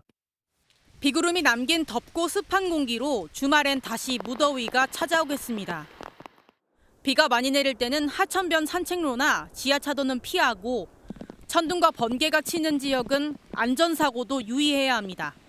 MBN 뉴스 김세희입니다. 오늘 하루 중요한 일정을 소개해드리는 굿모닝 오늘입니다. 어떤 일정이 있는지 함께 살펴보겠습니다. 국회 농림축산식품해양수산위원회는 오늘 전체 회의를 열고 일본 후쿠시마 원전 오염수 방류에 대한 현안 질의를 진행합니다. 야당은 방류로 인한 어민 피해를, 여당은 과학적 검증을 주장할 것으로 보입니다. 한국은행은 오늘 통화정책 방향 회의를 열고 기준금리를 결정합니다. 중국발 금융위기에 수출과 국내 경기 회복 둔화세 등을 고려해 현재 연 3.5%로 동결할 것이라는 전망이 우세합니다. 전국 철도 노동조합이 오늘 첫 열차부터 준법 투쟁에 들어갑니다. 코레일은 가용 인원을 총동원할 방침이지만 일부 열차 운행에 차질이 불가피할 전망입니다. 다음 달부터는 선생님에게 개인 휴대전화로 민원을 제기할 수 없게 됩니다. 학교마다 별도의 민원 대응팀을 만들어 관리하겠다는 건데요. 또 학부모가 특이 민원으로 교육을 방해한다면 서면 사과를 받을 수 있는 등의 제재도 추진됩니다. 한성원 기자가 보도합니다. 지난달 서울 서희초등학교에서 임용된 지 2년밖에 안 된 새내기 교사가 사망하는 사건이 발생했습니다. 이를 계기로 주말마다 전국 교원들의 대규모 추모 집회가 이어졌고 학부모들의 악성 민원으로부터 교권을 보호해달라는 요구가 빗발쳤습니다. 실제 조사에서도 아동학대 신고나 민원 때문에 교육활동이 어렵다고 답한 교사들이 97.9%에 달했습니다. 정부는 교권보호 종합대책을 발표하며 우선 다음 달부터 학부모가 휴대전화를 통해 교사에게 민원을 제기하는 걸 막기로 했습니다. 자녀가 갑작스럽게 결석하는 경우에도 학부모는 학교 민원 대응팀을 통해 전달해야 합니다. 다양한 공교육 시스템의 문제가 적나라하게 드러났습니다. 이제 더 이상 우리 교육을 병들게 하는 교권 침해를 묵과할 수 없습니다. 또 무분별한 아동학대 신고를 막기 위해 정당한 생활지도는 아동학대 범죄와 구분해 책임을 지지 않도록 할 방침입니다. 법령과 학칙에 따른 선생님들의 생활지도가 정당한 생활지도 범위가 되겠습니다. 학부모 제재 방안도 추진됩니다. 학부모가 교육활동을 침해할 경우 서면 사과와 특별교육 이수 등 조치를 신설하고 특별교육을 이수하지 않으면 300만 원 이하의 과태료를 부과할 수 있는 근거를 마련합니다. 이를 위해서는 법 개정이 필요한 만큼 교원단체들은 서희초 교사의 49제인 다음 달 4일까지 관련법을 개정하라고 촉구했습니다. MBN 뉴스 한성원입니다. 최근 흉기 난동 사고가 이어지는 가운데 이번엔 서울의 한 대학병원에서도 신고가 접수됐습니다. 병원이 쌍꺼풀 재수술을 해주지 않겠다고 하자 환자가 흉기를 꺼내들었습니다. 보도에 윤현지 기자입니다. 서울 종로구의 서울대학교 병원입니다. 그제 오후 2시 반쯤 흉기 난동 신고가 접수됐습니다. 흉기를 꺼내든 30대 여성은 의사가 쌍꺼풀 재수술을 해주지 않는다며 죽어버리겠다, 너도 죽어봐라라고 소리치는 등 난동을 부린 것으로 알려졌습니다. 이 과정에서 여성을 제재하던 보안업체 직원이 손을 다치기도 했습니다. 자의를 하시는 걸 말리려다가 그렇게 잘못 이렇게 다치셨나 봐요, 손이. 신고를 받고 출동한 경찰은 난동을 부리던 여성을 현행범 체포했습니다. 이어지는 흉기 난동에 시민들은 불안을 호소합니다. 그것도 고민하기도 하고 만약에 제 앞에서 그런 일이 벌어졌다면 생각만 해도 너무 끔찍한데. 전문가들은 잇따르는 흉기 난동 사건의 모방 범죄가 늘어나고 있다고 분석합니다. 모방 범죄가 아니면 만약에 요즘 근래 이런 게 없었으면 서울대병원에서 그랬었을까? 내재해 있는 분노와 증오가 최고의 극단적인 폭력적으로 발현된 게 이게 우리가 얘기한 문제라는 거죠. 서울해와경찰서는 특수협박 혐의로 여성을 체포했지만 자세한 경위를 조사한 뒤 혐의 변경도 검토할 예정입니다. MBN 뉴스 윤현지입니다. 지난달 서울 강남 한복판에서 한 남성이 폭력배들에게 집단 구타를 당한 사건이 있었습니다. 주차 문제로 시비가 붙은 건데 피해 남성은 중상을 입었습니다. 경찰은 일당 8명을 모두 입건하고 수사에 나섰습니다. 이시열 기자가 단독 보도합니다. 남성 여러 명이 흰색 차량 뒤에 가려진 다른 한 남성을 둘러싸고 주먹을 휘두릅니다. 피해 남성이 간신히 차량 앞으로 기어서 나오지만 발길질은 끊이지 않습니다. 손을 들어 하지 말라는 신호를 보내봐도 재차 여러 명이 폭행에 가담합니다. 지난달 22일 서울 송파의 한 거리에서 한 남성이 여러 명에게 둘러싸여 폭행당하고 있다는 신고가 112에 접수됐습니다. 때린 거죠. 걔네들까지 다 뒤쪽에 시끄러워서 나오고 다막 피고 밝히고.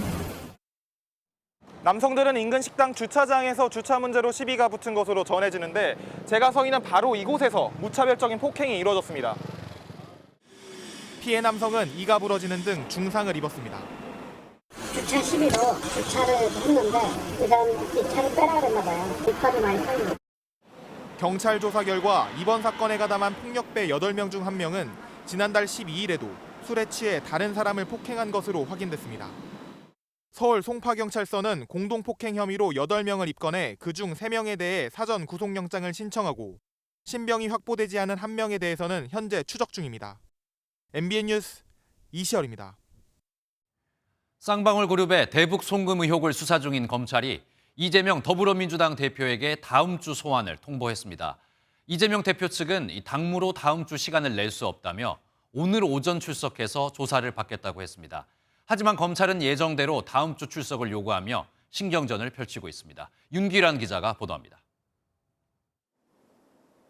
수원지검은 어제 이재명 더불어민주당 대표에게 다음 주 중 피의자 조사에 출석하라고 통보했습니다. 검찰이 최근 쌍방울 그룹의 대북 송금 의혹과 관련해 이 대표를 참고인 신분에서 제3자 뇌물 혐의 피의자로 전환한 것으로 알려진 지 하루 만입니다. 지난주 백현동 특혜 의혹으로 서울중앙지검에 출석해 조사를 받은 이 대표는 이번 소환까지 진행되면 5번째 검찰 출석이 됩니다.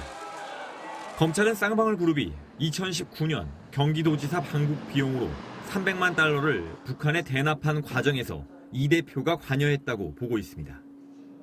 의혹을 전면 부인해왔던 이화영 전 경기도 평화부지사는 최근 검찰 조사에서 쌍방울에 도지사 방북 추진을 요청했고 이런 내용을 이 대표에게도 보고했다며 말을 바꾼 바 있습니다. 검찰의 다음 주 소환 통보에 이재명 대표는 당장 오늘 오전 조사를 받으러 가겠다고 했습니다. 검찰은 다음 주에 조사를 희망하고 있지만 당무 등으로 전혀 시간을 낼 수 없다. 내일 오전에 바로 조사 받으러 가겠다는 입장을 밝혔습니다. 검찰은 곧바로 입장문을 내고 오늘 소환 조사가 어렵다며 이 대표에게 오는 30일 출석할 것을 요구했다고 밝혔습니다. 대북 송금 의혹과 관련해 이 대표 소환까지 이뤄지면 검찰은 백현동 특혜 의혹 사건과 병합해 구속영장을 청구할 것으로 전망됩니다. MBN 뉴스 윤기란입니다.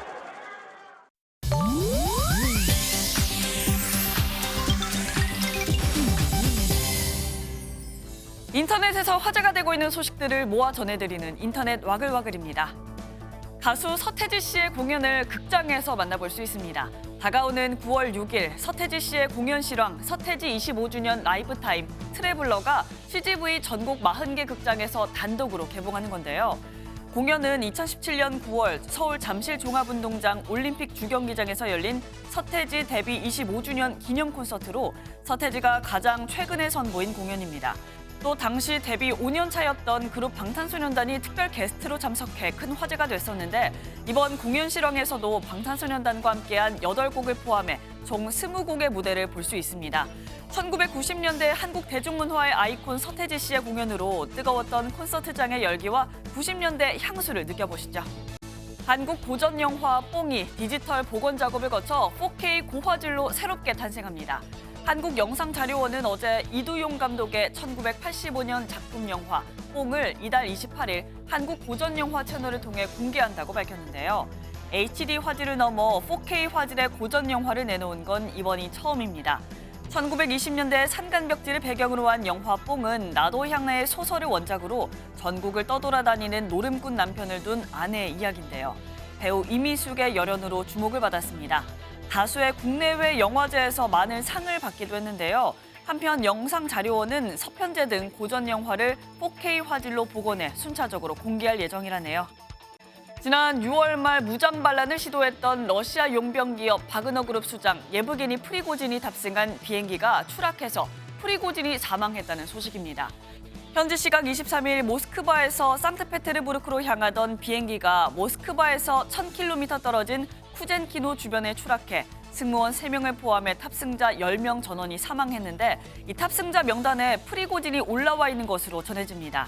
외신은 추락한 비행기 사진에 포착된 숫자와 표식 등이 과거 촬영된 바그너그룹 전용기와 일치한다고 보도했는데요. 여기에 미국 정부는 예견된 일이라는 반응을 보였습니다.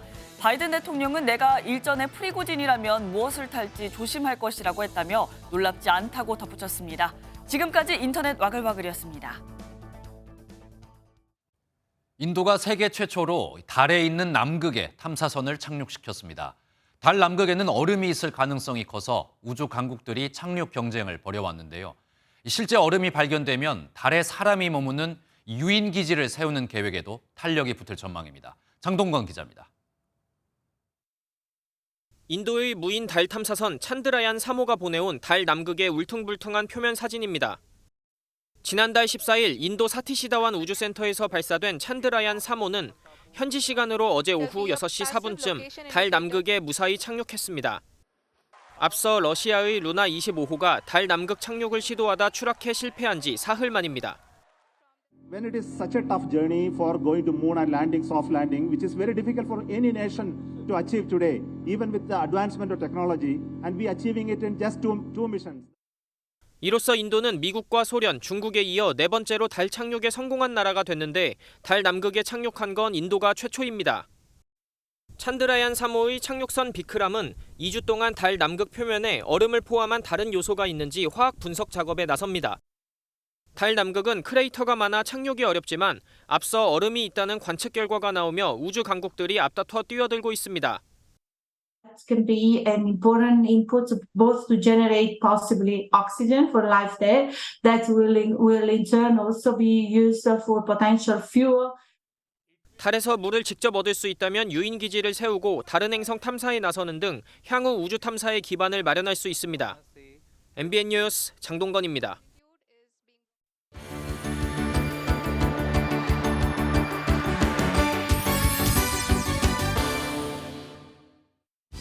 굿모닝 월드입니다. 소중한 문화유산이 훼손되는 건 모두가 바라는 일이 아니죠.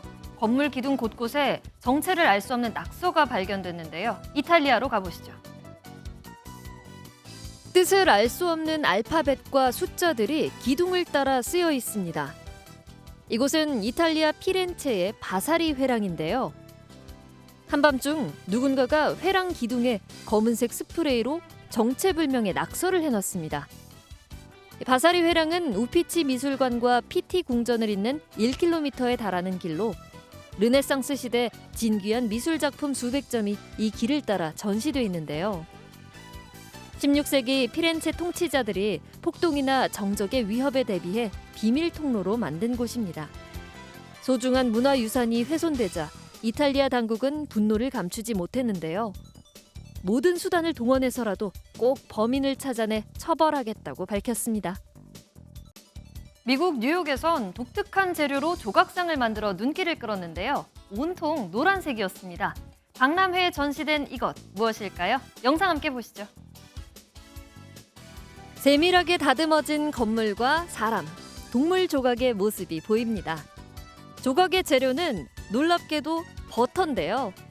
미국 뉴욕에서 버터로 만든 조각상이 박람회에 전시됐습니다. 전체 조각을 만드는 데는 800파운드가 들었는데요. 이를 만든 조각가는 20년 넘게 이 같은 작품을 만들어 왔습니다. 조각에 쓰이는 버터는 먹을 수 있는 건 아니고요. 다만 그대로 버려지진 않고 뉴욕 서부의 농장으로 옮겨져 재활용될 거라고 하네요. 재료의 독특함이 박람회에 발걸음한 이들을 즐겁게 해줬을 것 같네요. 영국에선 복싱 대회 심판이 좀 독특했다고 합니다. 사람이 아닌 AI가 심판을 했다는데요. 그 모습을 화면으로 만나보시죠. 영국 런던에서 열린 복싱 게임입니다.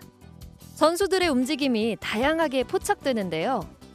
한 기업이 AI로 심판 시스템을 구현했습니다. 주먹을 뻗는 횟수부터 주먹이 상대에게 명중하는 것, 또 그 강도까지도 측정이 가능하다는데요. 해당 시스템은 12경기 중 10경기를 심사위원과 동일한 판정을 내렸습니다. AI가 심판 역할을 하면서 실시간으로 통계를 제공하고 시청자로 하여금 복싱 게임을 입체적으로 즐길 수 있게 한다는 취지로 이를 만든 거라고 하는데요. 물론 아직은 시범 단계이긴 하지만요. 그 취지가 잘 실현될 수 있게 더욱더 발전한 모습으로 다음번에도 만날 수 있었으면 좋겠네요. 지금까지 굿모닝 월드였습니다. 정부가 오는 31일부터 코로나19 감염병 등급을 4등급으로 내립니다. 이렇게 되면 5천 원만 내면 받을 수 있었던 신속 항원 검사 비용이 최대 5만 원까지 늘어납니다. 하지만 최근 변이 바이러스가 다양해지고 있는 만큼 재유행에 대비해야 한다는 지적도 나오고 있습니다. 최희지 기자입니다. 오는 31일부터 코로나 감염병 등급이 2급에서 4급으로 낮아지기 때문에 3년 7개월 동안 진행했던 일일 확진자 신고와 집계가 중단됩니다. 이제 코로나19는 24시간 이내 확진자를 모두 신고하고 광범위한 방역 조치를 지속하지 않아도 일반 의료 체계 안에서 충분히 관리할 수 있는 질병이 되었습니다.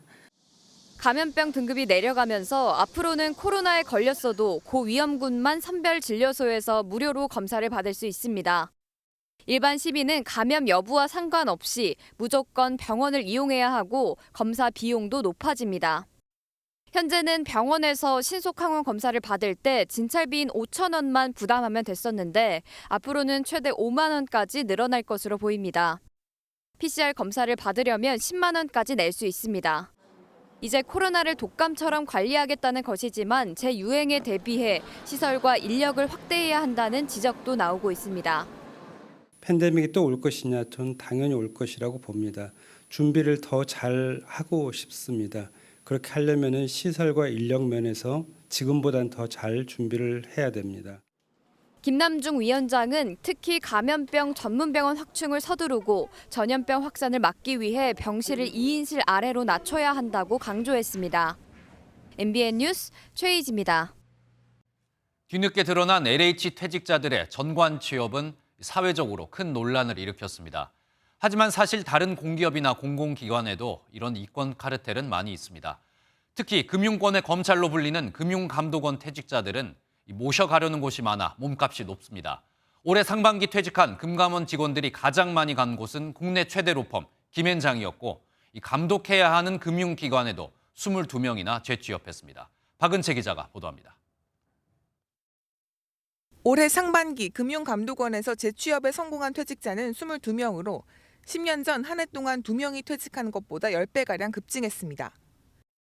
2013년부터 올해 6월까지 금감원 퇴직자들을 살펴보니 793명 중 207명이 재취업을 시도해 190명이 로펌과 금융회사에 자리 잡았습니다.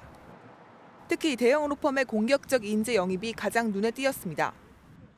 3년 동안 11명을 데려간 김앤장 법률사무소에 이어 8명을 영입한 법무법인 광장이 가장 유력한 취업처였습니다. 금감원에서 하는 뭐 각종 뭐 허가나 이런 부분, 이런 부분에 있어서 좀 그런 역할을 기대하는 거 아닌가. 거기도 압수수색 비슷하게 이제 현장 조사 나가기도 하고 뭐 그런 부분 대응을 하기도 하고요. 공직자윤리법에 따르면 4급 이상인 금감원 직원은 퇴직일로부터 3년간 원칙적으로는 금융회사에 재취업할 수 없지만 퇴직 전 5년간 담당한 업무와 취업하려는 기관에서 맡는 업무 간 관련성이 없는 등 사유가 인정되면 가능합니다. 그런데 올해 재취업한 22명은 은행, 금융지주, 보험사 등 모두 금감원의 감독 대상 기관으로 재취업했습니다. 공직에 있을 때는 재취업하고자 하는 그 기관에 가기 위해서 유리한 제도를 만들어준다든지 또 재취업했을 때는 여러 가지 로비 창구 역할. 빠르게 늘어나는 전관 취업에 공직자 재취업 심사 과정이 더 투명하게 공개되어야 한다는 인식이 확산하고 있습니다. MBN 뉴스 박은치입니다. 당정이 내년도 예산안에 인천발 KTX 건설과 수도권 광역 급행철도 GTX-A 노선 조기 개통 등을 반영하기로 했습니다. 지역별 사회 간접 자본 사업을 조기 집행하겠다는 건데 내년 총선을 앞두고 경제 전반에 활력을 불어넣겠다는 포석으로 풀이됩니다. 안병수 기자입니다. 수인선 송도역과 경부 고속선을 연결하는 인천발 KTX 건설 사업. 3km 남짓한 구간을 연결하는 사업으로 완성되면 송도역에서 부산까지는 2시간 20분이 걸릴 전망입니다. 당정이 내년도 예산안에 지역 인프라 예산을 대거 편성하기로 하면서 사회 간접 자본 사업들의 속도가 붙을 것으로 관측됩니다. 향후에도 지역 균형 발전을 위해 지자체와 협의하여 국회 심사 과정에서도 적극 반영될 수 있도록 지역별로 인천시는 인천발 KTX, 경기도는 수도권 광역 급행철도 노선 개통 예산이 반영됩니다. 영남에선 가덕도 신공항 건설, 호남에선 아시아 물력사 테마체험관 조성 사업, 충청에선 서산공항 건설 등입니다. 당정은 건전재정 기조를 유지하면서도 민생 예산을 대폭 늘리기로 했습니다. 내년도 예산안은 허리띠를 바짝 졸라매어 지출 증가율을 낮은 수준으로 유지하면서도 진정한 약자를 두텁게 지원하고 가정의 아이돌봄 부담을 줄이기 위한 예산도 보강됩니다. 부모 급여 지원금은 0세 아동의 경우 70만 원에서 100만 원으로 1세 아동의 경우 35만 원에서 50만 원으로 늘어납니다. 정부는 다음 주 국무회의를 거쳐 다음 달 1일 예산 최종안을 국회에 제출할 예정입니다. MBN 뉴스 안병수입니다.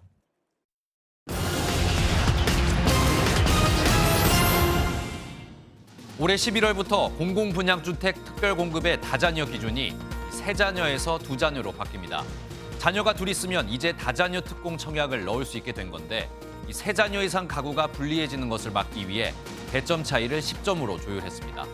또 올해 3월 28일 이후 자녀를 출산한 가구는 공공주택 청약 때 미성년 자녀 1인당 10%포인트씩 완화된 소득과 자산 요건이 적용됩니다.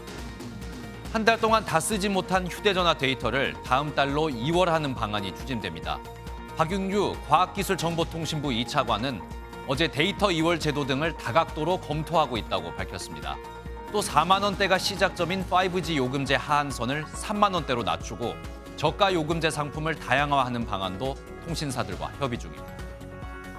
정부가 올 여름 집중호우로 피해가 발생한 농가에 최대 520만 원의 특별 위로금을 지급하기로 했습니다. 지난 6월에서 7월 집중호우로 인한 농작물 피해 면적은 총 6만 헥타르가 넘고 가축도 100만 마리가 폐사했습니다. 특별 위로금은 작물이나 가축 피해 규모, 영농 형태별로 차등을 두지만 기존 지원금과 비교해 3배가량 인상된 수준으로 지원됩니다. 지금까지 굿모닝 경제였습니다. 전세 사기 피해로 전 재산을 날린 세입자들, 사회 문제로 번지면서 전세 사기로만 5명의 사망자가 발생했습니다. 상습적으로 임차인에게 돈을 돌려주지 않은 악성 임대인들은 지금까지 310명, 전세금은 1조 3천억 원에 달하는 것으로 나타났는데요. 정부는 악성 임대인의 명단을 올해가 가기 전에 공개할 예정입니다. 최윤영 기자입니다. 서울 화곡동에 1,000채가 넘는 빌라를 갖고 전세금을 돌려주지 않은 빌라왕. 인천 미추홀구에서 2,000채 넘는 오피스텔 등의 전세금을 안 돌려준 건축왕. 임대인이 체납한 수십억 세금의 임차인들은 전세금도 못 돌려받고 거리로 내몰렸습니다. 범죄입니다. 지금도 가해자들 인권만 보호하고 계십니다. 피해자들의 인권은 어디 있습니까? 전세 가격이 급등한 걸 악용해 이른바 무게 투자로 수십 채, 수백 채를 사들인 사람은 이들만이 아니었습니다. 실제 전세 보증금을 상습적으로 돌려주지 않은 악성 임대인은 300명이 넘는 것으로 나타났습니다. 이들이 빼먹은 돈은 1조 3천억 원에 달합니다. 1인당 평균 42억 원 꼴입니다.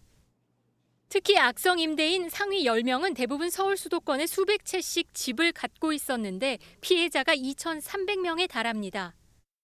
법이 개정되면 다음 달부터 악성 임대인 명단 공개가 가능해지는데 심의위 최종 결정을 거치면 연말쯤 이루어질 것으로 예상됩니다. 실효성 있는 명단 공개를 통해 전세 사기를 예방하는 데 도움이 될 수 있도록 국회에서도 최선을 다하겠습니다. 주택도시보증공사가 악성 임대인 상위 10명을 대신해 갚아준 돈만도 5천억 원에 달해 혈세 낭비도 적지 않다는 지적입니다. MBN 뉴스 최윤영입니다. 오늘은 동쪽 지역을 중심으로 강하고 많은 비가 집중되겠습니다. 이 시각 레이더 영상을 보시면 비구름대가 동쪽으로 이동하면서 서쪽 지역의 비는 소강 상태를 보이는 곳이 많고요. 현재 강원과 충북, 영남과 제주에는 강한 비구름이 머무는 가운데 시간당 10에서 20mm 안팎의 굵은 비가 내리고 있습니다. 호우특보 현황도 보시면 지금 부산과 양산에는 호우경보가 발효 중이고요. 그 밖에 경남과 경북 남부 동해안, 제주에도 호우주의보가 내려져 있습니다. 차츰 경북과 강원 곳곳에도 호우특보가 확대 발효되겠습니다. 대부분 지역의 비는 내일 아침까지 내렸다 그치기를 반복하면서 이어지겠는데요. 그 사이 예상 강수량은 영남 지역에 50에서 많게는 200mm 이상, 강원 영동 북부와 전남 동부에도 최고 120mm 이상의 비가 내리겠고요. 특히 동쪽 지역을 중심으로는 시간당 30에서 70mm 이상으로 매우 강하게 쏟아질 때가 있어 안전사고에 주의하셔야겠습니다. 오늘은 수도권과 충청, 호남 지역은 비가 소강 상태를 보일 때가 많겠고요. 제주 해안과 영남 해안에는 초속 15m 이상의 강풍이 불어들겠습니다. 오늘 영남 지역은 폭염이 누그러지겠습니다. 낮 기온 대구와 부산 28도로 어제보다 3도에서 6도가량 낮겠고요. 서울 29도, 대전과 광주는 30도가 예상됩니다. 내일 아침부터 비가 잦아들겠지만 오후에는 곳곳에 소나기가 지나겠고요. 주말에는 동해안에, 다음 주 초반에는 또다시 전국에 비가 내리겠습니다. 날씨였습니다. 목요일 아침 굿모닝 MBN 마치겠습니다. 함께해 주신 여러분 고맙습니다.